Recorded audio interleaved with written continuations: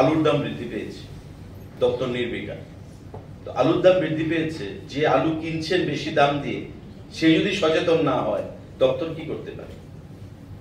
দপ্তরের লিমিটেড ক্ষমতা, essential commodity act রয়েছে, সেটা আমাদের হাতে নয়, comes under government of India.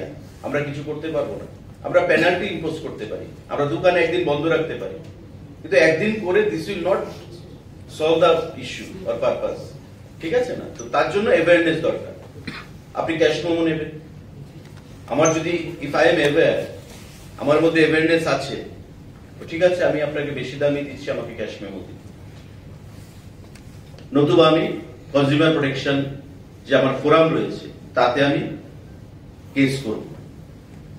আপনি একটা জিনিস কিনলেন বাজার থেকে, আপনাকে ওয়ারেন্টি পিরিয়ড দেওয়া হলো, আপনাকে তা সত্ত্বেও নষ্ট হলো জিনিসটা, আপনাকে ঠিক করে দিচ্ছেন বা রিপ্লেস করে দিচ্ছেন, আপনি রেসপন্স পাচ্ছেন না, কারণ জিনিস বিক্রি হয়ে করে দিয়েছে, তারপর আর তার কোনো দায়িত্ব নেই।